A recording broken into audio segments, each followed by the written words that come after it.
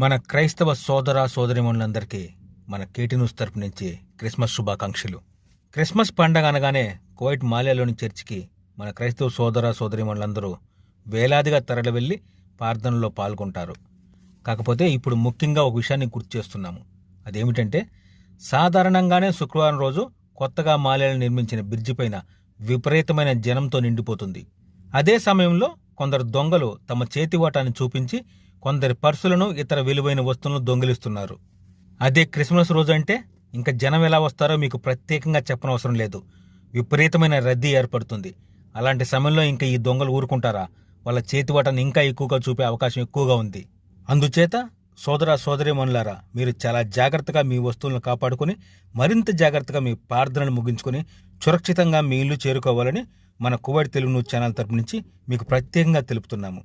అందరికీ ధన్యవాదములు. జై భారత్, జై హింద్.